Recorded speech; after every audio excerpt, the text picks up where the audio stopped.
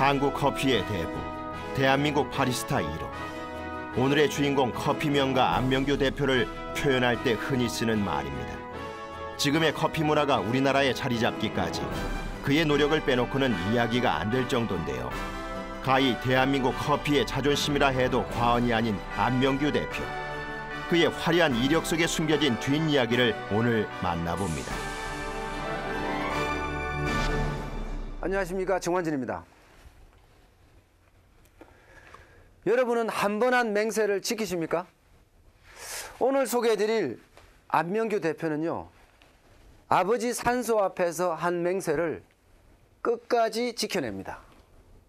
당시 안명규 대표는 아버지 산소 앞에서 앞으로 5년 동안 3시간을 자면서 성공을 하겠다는 이야기를 했습니다. 물론 시간은 좀 걸렸습니다. 5년보다 더 많은 시간이 걸렸고요.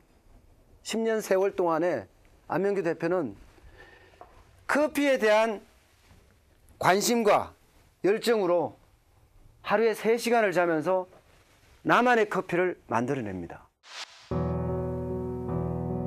아버지를 여윈 슬픔. 그 가슴 먹먹한 이야기로 오늘 이야기를 시작해볼까 합니다. 25살 안명규 대표는 교통사고로 아버지를 여의고 깊은 슬픔에 빠지게 되는데요. 세상에 혼자 남겨진 느낌이 이런 걸까요? 아버지, 저 왔어요. 애타게 불러봐도 대답 없는 아버지. 하지만 언제까지 슬픔에만 잠겨 있을 수는 없었습니다. 그때 결심한 것이 바로 적어도 5년 동안은 잠을 아껴가며 무언가를 해보자. 그래서 하늘에 계신 아버지께 자랑스러운 아들이 돼보자 하는 것이었습니다.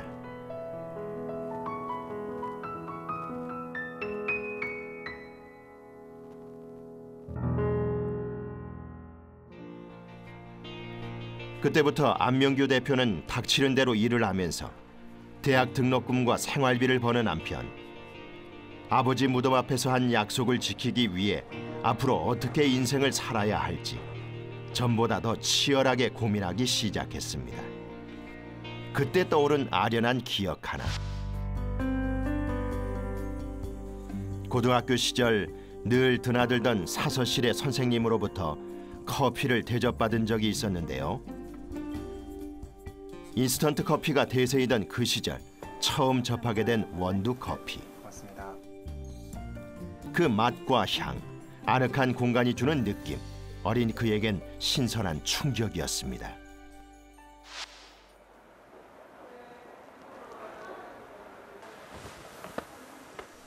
그와 관련된 일을 하고 싶다는 생각은 가지고 있었지만 그때까지만 해도 구체적인 계획은 없었습니다.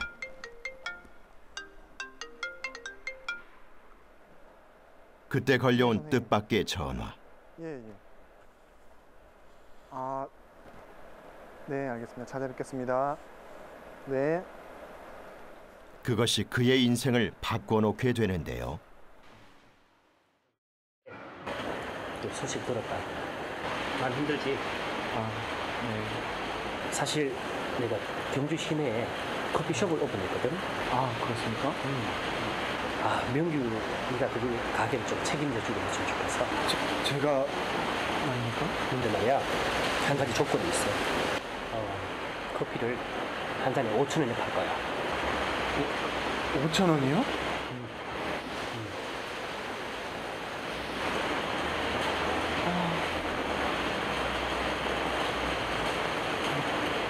네, 알겠습니다. 한번 해보겠습니다. 당시 특급 호텔은 커피값이 750원 정도, 자장면이 700원 정도. 근데 한 잔에 5,000원 받으라고? 아이고, 이건 안 됩니다. 선생님, 정말로 이거는 안 됩니다 하고 이야기를 했지만 선생님 고집은 완강했습니다. 결국 한 잔에 5,000원 하는 커피 전문점을 개업을 합니다. 그때 안명규 대표는 기존의 커피 전문점과는 완벽한 차별화를 꾀하는데요. 첫 번째는 맛이었습니다. 커피를 볶는다는 개념조차 없었던 1980년대 말. 그는 커피를 직접 볶고 분쇄하고 추출하는 전 과정에 대해 연구하기 시작했습니다. 고등학교 시절 커피를 처음 마셨던 그 기억을 되새겨가면서 말이죠. 맛에 이어 두 번째 차별화는 공간의 인테리어였습니다. 어두침침한 지하의 다방 이미지를 벗어나서 환하고 아득한 공간으로 탈바꿈시켰습니다. 그러나 그렇게 노력해도 역시나 5,000원이라는 가격이 문제였습니다. 짜장면이 700원인 그 시절 커피를 5,000원 주고 사 먹는다. 글쎄요. 방문할 엄두조차 안 나는 너무나도 높은 가격임은 분명했습니다. 스스로 좌절감도 생기고 부담감도 생기고 책임감도 생기고 뭐 온갖 생각이 다 이렇게 지나가는 거죠. 실패는 성공의 어머니라는 말이 있죠. 생애 첫 도전은 실패로 돌아왔지만 그것은 안명규 대표 스스로를 좀 더 단단하게 다지는 계기가 됩니다.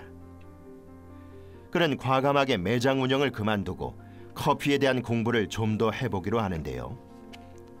1980년대 말은 서울올림픽 개최와 함께 커피 문화 공급이 화두였던 시기였습니다.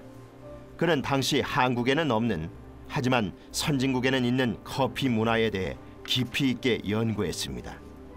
제대로 된 맛과 공간 연출에 대한 것이었죠.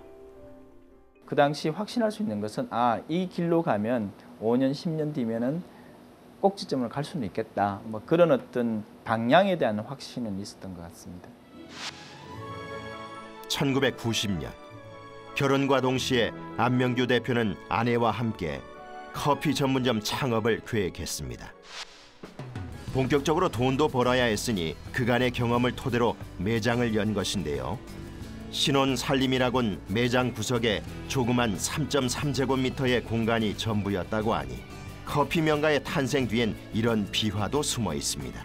잘할 것 같지 않냐고, 잘 될 것 같지 않냐고, 재밌을 것 같다고 그런 얘기도 주고받으면서 화초가 가득한 싱그러운 공간, 클래식 음악이 흐르는 아늑한 공간. 그의 남달랐던 매장 컨셉은 손님들의 호기심을 자극하기 충분했습니다. 가게가 정말 예뻐요. 고맙습니다. 커피는 어떤 걸로 드릴까요? 저희 원두커피 2잔 주세요. 그럼 진한 걸로 드릴까요? 연한 걸로 드릴까요? 진한 거, 저 진하게. 진한 거 한 잔, 연한 거 한 잔 주세요. 인스턴트 알겠습니다. 바로 커피, 준비해드릴게요. 다방이 대세이던 시절. 그의 매장에서 제공하는 모든 것들은 정말 쇼킹 그 자체였습니다. 아직도 이제 기억이 생생한데요. 그러니까 3, 4년 전 일인데 여름날이었고 이렇게 문을 이렇게 열고 들어오면서 그 젊은 학생이었는데 깜짝 놀라는 모습을 커피 한 잔 한 잔에 정성과 열정을 가득 담아 손님들 앞에 내놓고 연한 거 한 잔 있습니다. 맛있게 드십시오. 네, 감사합니다.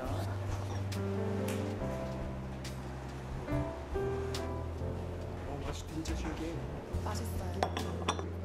또한 그는 커피를 마시는 손님들의 표정 그리고 속삭임까지도 놓치지 않으려 귀를 쫑긋 세웠습니다. 자신이 만든 커피에 대해 만족하고 있는지 구체적으로 어떻게 느끼고 있는지 살피기 위해서였죠. 고객의 성향, 특성 이것을 꼼꼼하게 기록을 합니다. 재방문할 때는 그 고객 앞에서 그 고객에 맞는 입맛에 맞는 커피를 제공하죠. 당연히 고객 만족은 증대될 수밖에요. 맛과 분위기와 서비스까지. 그러니까 넷째 주가 되니까요. 하루에 100명씩 오는 거예요. 그야말로 인산인해, 문전성시가 따로 없었습니다. 오전 9시에 문을 열어 저녁이 될 때까지 잠시 앉을 시간도 화장실 다녀올 시간도 없을 만큼 바쁜 날들이 이어졌습니다. 맛있게 드세요. 하지만 이렇게 손님들이 많아지다 보니 크고 작은 문제점들도 생겨나기 시작했습니다. 저기요. 예. 커피 시킨 지가 얼마나 지났는데 커피가 안 나옵니까? 지금 준비하고 있습니다. 아니 커피를 준비할 게 뭐가 있어? 갖다 주기만 하면 되지. 예, 알겠습니다. 맛있게 만들어드리겠습니다. 네, 빨리 좀 주세요. 예, 알겠습니다. 사장님, 저희 원두 좀 미리 갈아놓으면 안 돼요? 홍아, 원두를 미리 갈아놓으면 신선한 커피를 손님께 줄 수가 없잖아. 우리는 커피를 한 잔을 만들었더라도 손님께 제대로 된 커피를 드려야지. 아닌가? 어느 정도 타협점을 찾을 수도 있었지만 맛에 있어서만큼은 절대 타협이란 없었습니다. 주문이 들어오면 만들고 1인분씩 따로따로 만든다는 원칙을 절대 무너뜨리지 않았습니다. 그렇죠. 뭐 커피 그냥 만들면 되지. 뭘 그렇게 어렵게 만드냐. 근데 그거는 뭐 그렇게 보시는 분들 몫이고, 화가가 그림을 그냥 캔버스에 그리는 것이지 이제 뭐 복사기 넣어서 찍으면 화가가 필요 없지 않을까요? 그러던 어느 날 그에게 또 다른 고민이 찾아왔습니다. 담배 냄새 나. 얼마 안 쓰는데? 네, 너무 많이 나는데. 커피도 커피지만 손님들에게 아늑한 공간을 제공한다는 것에도 큰 의미를 두고 있었던 안명규 대표. 매장의 자욱한 담배 연기가 그것을 방해한다는 생각이 들었습니다. 그때 그는 실내 금연이라는 아주 과감한 조치를 취하는데요. 여기 금연이에요? 네. 여기 카페에서 금연을 하고 그래요? 그 담배를 태우지 않으시는 손님들이 많이 힘들어하시고 전체 건강을 생각해서 저희가 금연을 하기로 했습니다. 뭐 이런 데가 다 있어. 지금이야 금연 문화가 일반화되어 있지만 1990년대 당시로서는 사람들이 받아들이기 어려운 것이었습니다. 손님한테 커피를 파는 것이 아니고 손님한테 생각할 수 있는 공간을 제공하는 제공자로서 남고 싶은데 사람들은 뭐 그렇게 생각하죠. 커피 어떤 분들은 커피를 뭐 맛있게 만드는 사람. 그럼 나는 그런 사람보다는 이렇게 손님들한테 좀 좋은 느낌을 가질 수 있도록 그런 쪽에 더 관심이 많았던 것 같아요. 때때로는 굉장히 대하기 힘든 손님들도 있었습니다. 저기요. 네. 저희 셋더리 좀 주세요. 손님, 저희 매장은 금연 매장입니다. 네? 금연 매장입니다. 무슨 말도 안 되는 소리 하고 있어. 무슨 대한민국 담배 못 피는 데가 어딨어. 손님들이 많이 불편해하셔서. 아니 나한테 지금 시비 거는 거야? 그게 아니고요. 다른 분들 들어주세요. 시비 거는 이렇듯 손님들의 인식을 개선시키기란 하늘의 별 따기보다 더 어려웠습니다. 손님 잠시만요.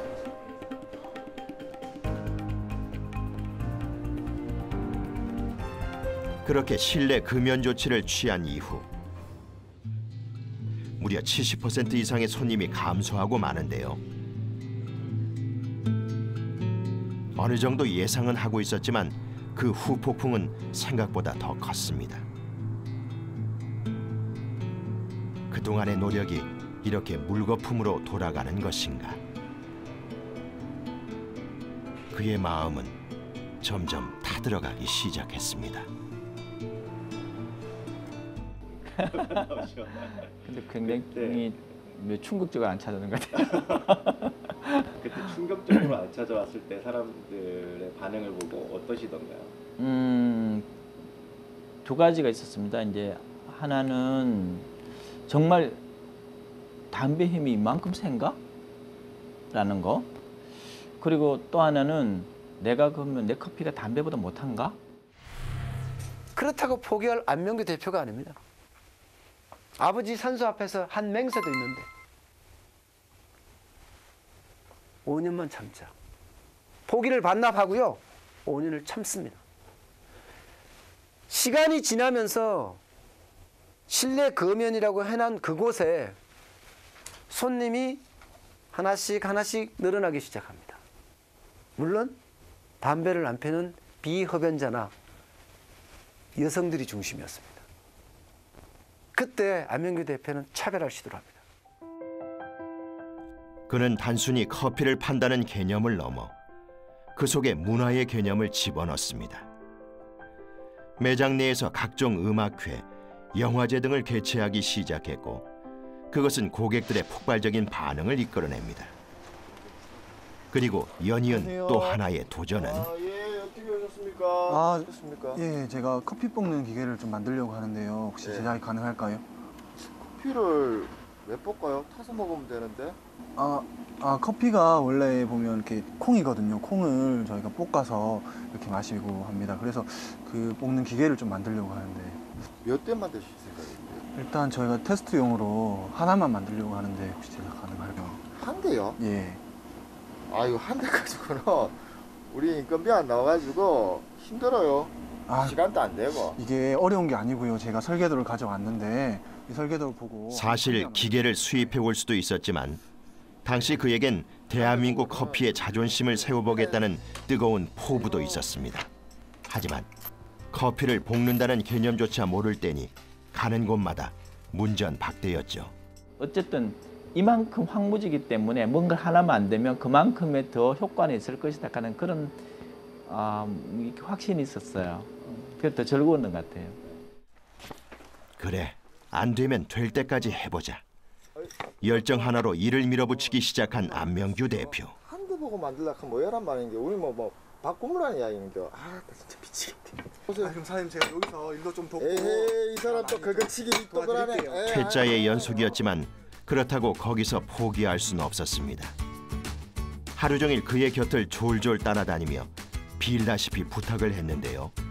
정말이지 애걸복걸 수준이었습니다. 이게 어려운 게 아닙니다. 저 도면 다 만들어놨고 이렇게 그래. 그러니까 일단 봅시다.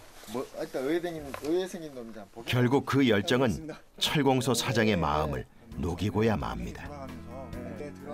그렇게 본격적으로 로스팅 기계를 만들기 시작했습니다. 물론 대한민국 최초의 시도이다 보니 시행착오도 많았습니다.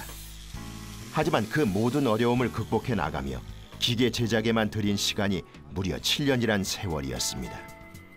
기계 제작과 함께 로스팅, 즉 커피를 볶는 것에 대한 연구도 본격화됐습니다. 10분 남짓한 로스팅 시간 속에서 단 몇 초의 찰나만 놓쳐도 커피를 모조리 버려야 할 만큼 로스팅은 엄청난 집중력을 요구하는 일이었는데요. 원두의 상태, 로스팅 시간, 온도, 습도 등 모든 변수들을 체크해 나가며 최상의 커피 맛을 찾을 수 있었습니다. 이런 얘기하면 어떨지 모르겠는데 제 자녀가 3명인데 아이 얻었을 때보다 느낌이 더 좋았다. 예. 물론 자기가 만들었던 커피 명가는 국내 최초로 커피 맛집으로 등극을 하고요. 안명규 대표는 대한민국 1등 최고의 바리스타라는 칭호까지 획득을 하게 됩니다. 그렇게 한 해가 흘렀습니다. 2002년에 또 하나의 결정을 해야 될 시기가 온 거예요. 생두를 그냥 가져오지 말고 뭔가 다르게 가져와서 다르게 하면 맛이 달라질 거다. 쉽게 말하면 산지에서 직구매를 하면 어떻겠느냐. 재배를 하니까 커피에 대한 오랜 탐구와 연구 끝에 로스팅도 중요하지만 그보다 더 중요한 것은 원재료, 즉 원두에 있음을 깨닫게 된 안명규 대표. 우리 맛있는 그 이후 그는 전 세계 커피 농장을 돌아다니며 직접 원두를 수입해 오기로 결심합니다. 이 또한 대한민국 최초의 시도였습니다. 한 잔 만들어봐도 될까요? 커피가 맛있다는 곳은 어디든 찾아가서 농장주들과 직접 인연을 맺었고 그 경험들이 쌓이고 쌓여 좋은 커피를 보는 눈도 키우게 됩니다. 돈을 많이 써요. 경제관념이 조금 없다라고 보면 그게 나쁜 게 아니고 해프게 보일 수도 있는데 그러니까 남한테 아낌없이 돈을 쓴다는 스타일이죠. 또 하나는 자기가 배우는데 아낌없이 돈을 쓰는 거죠. 그러니까 외국에 많이 돌아다니고 실제로 전 세계 농장에서 들여온 원두 샘플로 커피를 만들어 보니 열매 자체가 어떤 종이고 어떤 기후와 토양에서 자라나 어떤 처리 과정을 거쳤느냐에 따라 맛은 물론 가격 또한 천차만별이라는 사실을 알 수 있었습니다. 그렇게 커피의 경쟁력은 원두에 있다는 사실을 절감한 안명규 대표. 그는 곧장 농장과의 직접 계약을 시도합니다. 말씀드려서 그래서 원래 이 좋은 농사 잘 되는 거 가지고 원래 한 100백 정도만 제가 필요한데 그 가능하실 수 있는지요? 100개는 안 되고 예. 컨테이너 박스 하나 심으면 돼. 아, 컨테이너 그러면 20톤이란 말씀인데. 하지만 막상 커피를 들여오려니 최소 물량의 한계에 부딪히게 됩니다. 적어도 20톤은 구매해야 수입이 가능하다는 게 농장의 원칙이었고 어떻게 해야 할까 고민에 빠졌습니다. 그 농장주가 그렇게 원하기 때문에 그러면 그 캐파를 소화를 하려면 결국은 내 볼륨을 키워서 그 볼륨이 또 다른 이렇게 질을 만들겠다 뭐 그런 어떤 생각이 났던 것 같아요. 좋은 재료를 가져오려면 구매력이 있어야 하고 결국 그것을 실현할 가장 좋은 방법은 프랜차이즈였습니다. 그렇게 2007년 안명규 대표는 본격적으로 조직을 구축하고 프랜차이즈 사업에 시동을 걸었습니다. 하지만 그는 급히 서두르지 않았습니다. 실제 공간이 더 중요한 거거든요. 그러니까 주체가 누가 되냐면 양적 확장보다는 자신의 커피 철학을 공감할 수 있는 가맹점주들과의 교감 그리고 질적 확장을 중요시 여겼습니다. 오늘 사용하는 커피가 어떤 맛이 나는지 어떤 퀄리티 선도를 갖고 있는지 그걸 늘 체크를 해줘야 돼. 그러니까 그게 내가 검증 안 된 걸 남들한테 제공할 수 없는 거잖아, 그죠? 그래서 막연하게 우리가 여기서 제공하는 커피가 무조건 맛있을 것이다 그렇게 생각하시면 안 돼요. 공유하고 같이 이렇게 공존하는 거지, 그죠? 그렇게 2007년에는 커피 명가라는 가맹점 사업을 시작을 합니다. 그 당시에 안명규 대표의 가장 큰 핵심은요, 찍어내기가 아니라 편안하고 아늑한 공간을 창조한다는 것. 게다가 완전한 차별의 포인트. 병원 앞에 가면 디카페인 메뉴가 많이 개발되고요. 학교 앞에 가면 학생들을 대상으로 하기 때문에 값싼 메뉴가 많아지고요. 부자촌에 가면 아주 고급 메뉴를 많이 만들고요. 그야말로 원곡은 유지하되 편곡을 가능하게 만드는 거죠. 똑같이 찍어낸 듯한 매장을 만드는 것이 아니라 이렇듯 각 매장마다 고유의 특성과 개성을 살리는 방향으로 가맹점을 개설합니다. 또한 가맹점들이 고객들에게 최상의 커피, 신선한 커피를 제공할 수 있도록 대규모 로스팅 공장과 물류센터도 구축해 전국 배송 시스템까지 완성시켰습니다. 지금 같은 경우는 한 3분이면 커피 하나만 보고 걸어온 30여 년의 인생. 어떻게 보셨습니까? 자신이 하고자 하는 것을 향한 강한 집념이 지금의 성공을 이끌어냈고 때문에 안명규 대표 이름 앞에는 대한민국 커피 문화의 선구자라는 수식어가 정말이지 참 잘 어울리는 것 같습니다. 커피가 사람이 욕심을 내지 않으면 사람들한테 무한한 좋은 에너지를 주는 그런 요소 같아요. 그래서 저렇게 이렇게 착한 커피가 사람들 때문에 상처 안 받았으면 좋겠고요. 그 사람들이 그냥 저런 소재가 있어서 참 좋구나 그렇게 이해가 되는 세상이 왔으면 좋겠어요. 세상 사람들이 다방만 할 때 안명규 대표는 커피 전문점을 창업을 했습니다. 국내에서 없는 로스팅 기계를 스스로 개발합니다. 세계적인 커피 명가를 찾아가서 생두를 수입까지 합니다. 그야말로 스스로 선구자적인 경영을 담당했던 거죠. 지금도 안명규 대표는요, no pains, no gains. 고통이 없으면 얻는 것도 없다. 지금 나는 시작하지만 앞으로는 대한민국이 아니라 세계적인 커피 명가가 되겠다 하는 생각까지 꿈꾸고 있습니다. 오늘 여기까지입니다. 고맙습니다.